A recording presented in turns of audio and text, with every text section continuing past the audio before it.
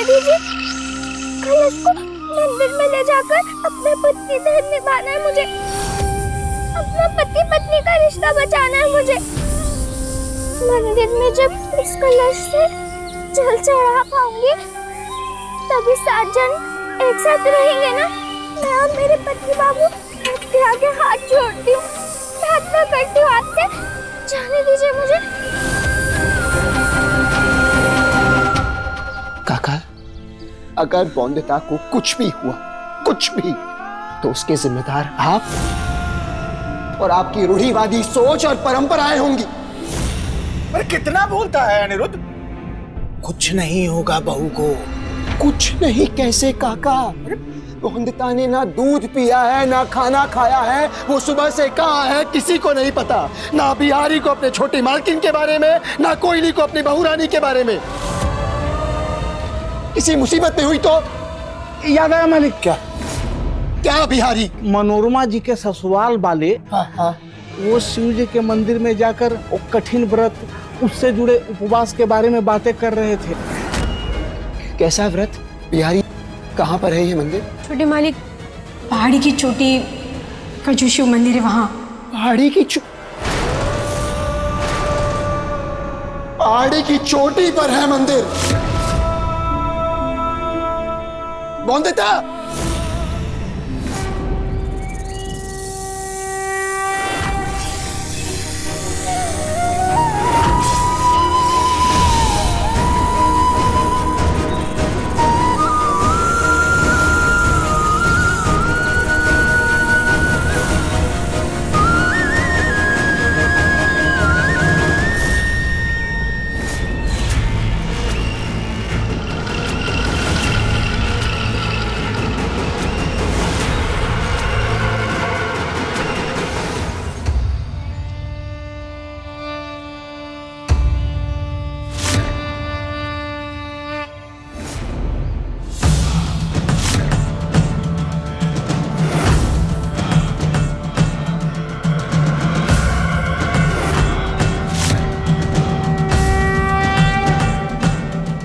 चाहे कांटे चुभे या धूप से आंखें जले, बौंदता तुझे हिम्मत रखनी होगी।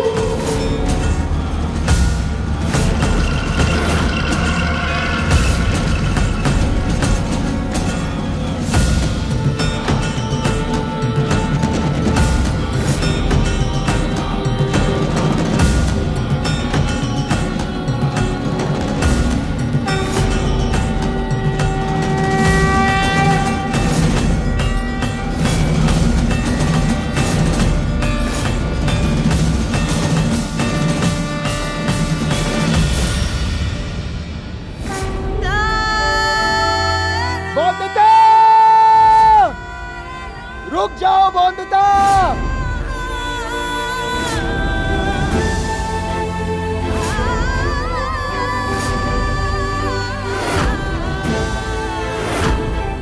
बहुत अजीब सा लग रहा है, चक्कर से आ रहा है मुझे, अंधेरा भी छा रहा है आंखों के आगे। पर मैं रुकूंगी नहीं, आज पीछे नहीं हटूंगी मैं अपने कर्तव्य से।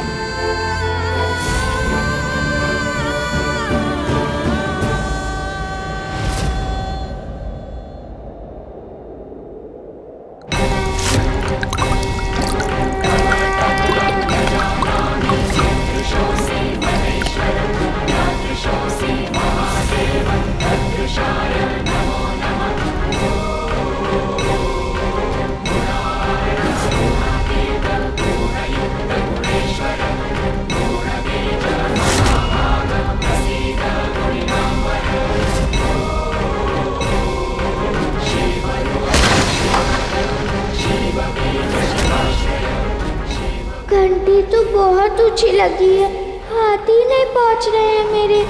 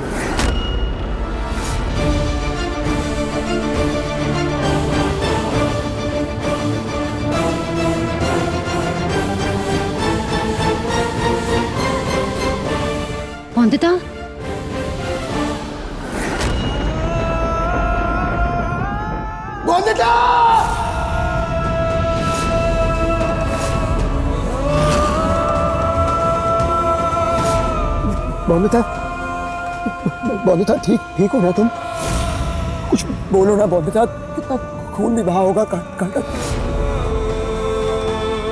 तुम्हें लगी तो नहीं है ना? कहीं खून तो नहीं आ रहा? चिंता मत करो, वो डर के मारे बेहोश हो गई है। अगर मैं सही वक्त पर नहीं पहुंचती तो बौंदिता बस गिरने ही वाली थी। ठीक है, वो उसे होश आ जाएगा। शुक्रिया मनोरमा।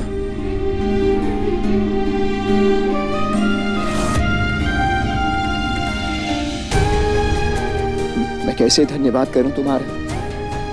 मेरे पास शब्द ही नहीं है। तुमने कितना बड़ा एहसान किया है मुझ पर बौंदिता को बचाकर। अनिरुद्ध, मैंने कोई एहसान नहीं किया। ये तो बौंदिता का भाग्य अच्छा है कि मैं यहाँ एक मकसद से आई थी और उसे मैंने गिरते हुए देख लिया।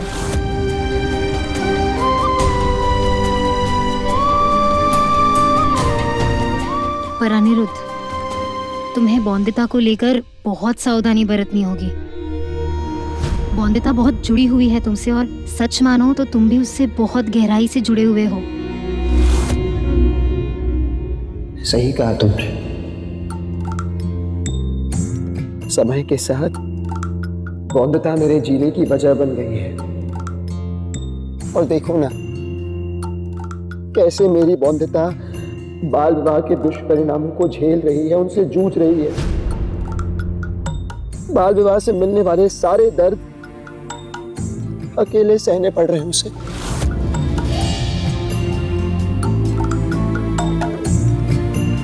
बौंदिता,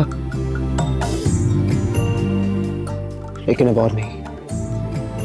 अब मैं बौंदिता को इस दलदल से निकाल कर रहूंगा। और नहीं सहेगी बौंदिता।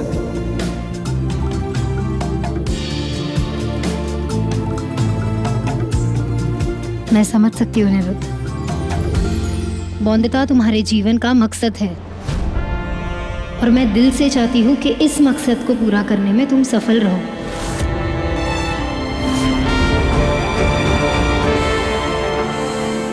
और तुम भी देश को आजादी दिलाने के अपने मकसद में सफल हो।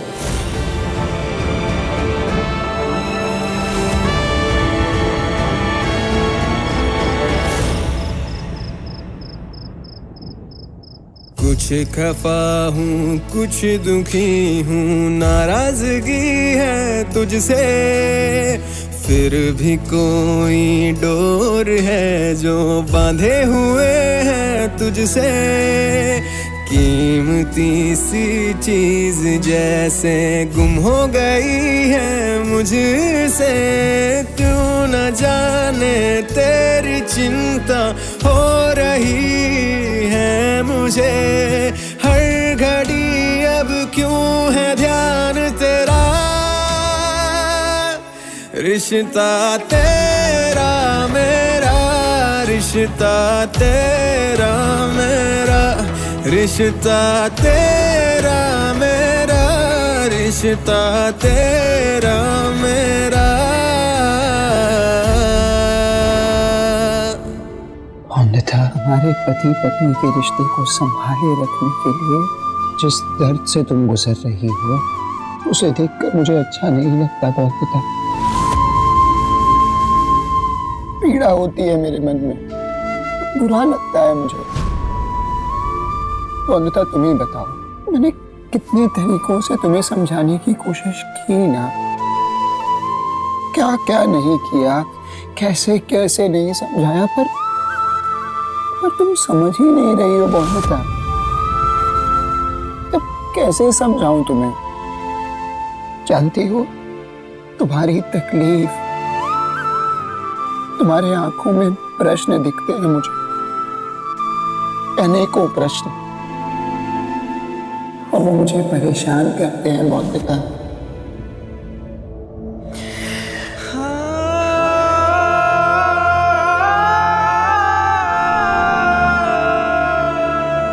इसीलिए बौंदिता, मैं तुमसे दूर जा रहा हूं।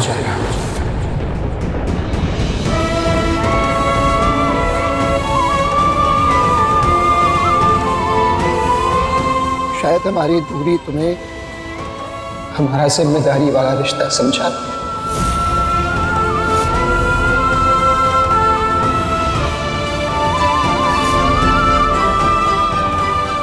अपना ख्याल रखना।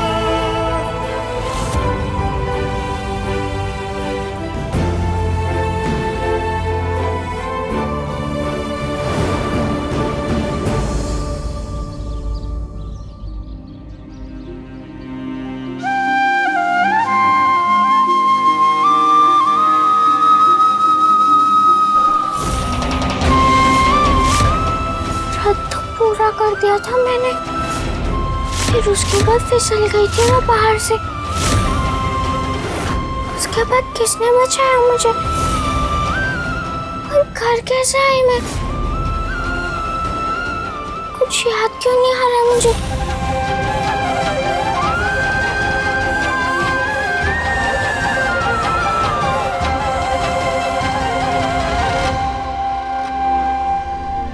ये तो पति बाबू की घड़ी है। क्या पति बाबू ने मुझे बचाया? वही घर लेकर आए क्या? तब तो पति बाबू बहुत गुस्सा होंगे मुझसे। उनको तो बिल्कुल पसंद नहीं है कि मैं ये सब करूं। क्या करूं मैं?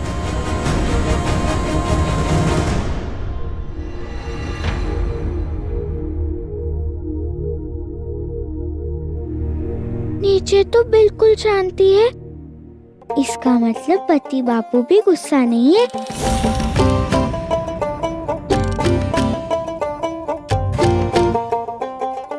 मतलब पहाड़ी वाले शिवलिंग पर जल चढ़ाने से मेरा व्रत अच्छे से पूरा हो गया। इस व्रत के कारण हमारे पति पत्नी का रिश्ता कभी नहीं टूटेगा।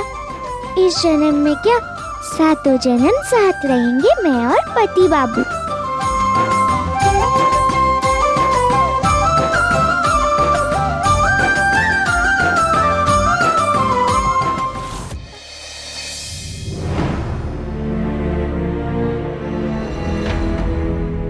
गए पति बाबू? सुबह से मैं उन्हें ढूंढ रही हूँ कॉफी देने के लिए। अरे बहू, कहाँ खोई हुई हो? याद है ना? अरे आज मनोरमा की शादी है। सारी रस्में, सारी तैयारियां, सारी जिम्मेदारियां तुम्हें ही संभालनी है। हाँ? मैं सब संभाल लूंगी काका ससुर जी। पर आपको पता है कि मेरे पति बाबू कहाँ चले गए? पति बाबू ना अध्ययन कक्ष में दिख रहे, ना कमरे में। कहीं बाहर गए हैं क्या सुबह सुबह? पता नहीं बहू। देखिए, मैंने उनके लिए कॉफी बनाई थी उनके लिए। वो ठंडी होकर बेकार हो गई।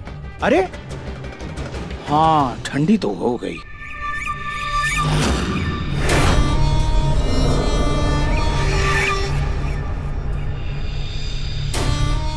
कॉफी बनाई थी?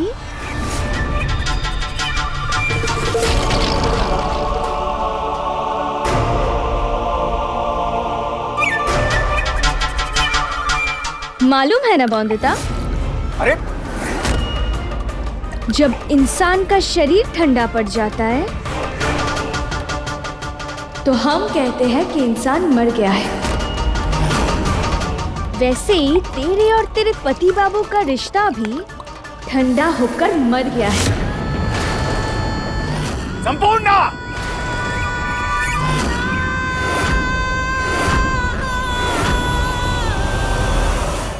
क्यों जेठ बाबू, कुछ गलत कहा क्या मैंने? जिस शादी को पति ही ना मानता हो, वो शादी और उससे बना रिश्ता दोनों बोझ ही है ना। तो कैसे पीछे पड़ गई थी अपने पति बाबू के? बेचारे तंग आकर भाग गए हवेली से।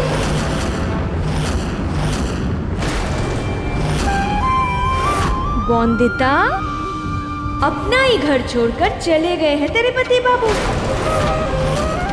और कभी वापस नहीं आने वाले हैं तेरे पति बाबू। बस करो। एक शब्द भी आगे बोला ना तो हम भूल जाएंगे कि तुम हमारे भाई की पत्नी हो। नाना, ये सारे शब्द तो मेरे नहीं है, आपके प्यारे अनिरुद्ध बाबू ने लिखा है इस चिट्ठी में। लीजिए, पढ़ लीजिए। बहू,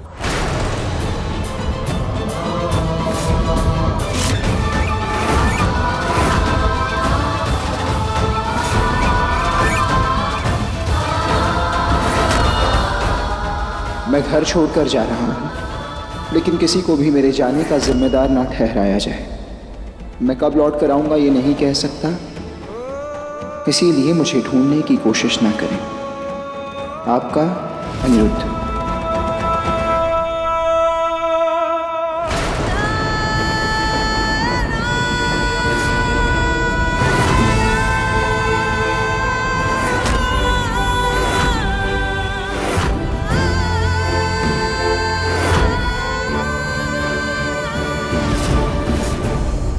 कैसे पति बाबू अपना घर छोड़कर जा सकते हैं?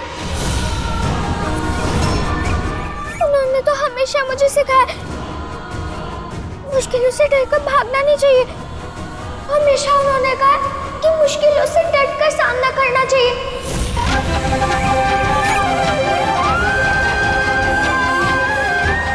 कहाँ चले गए पति बाबू?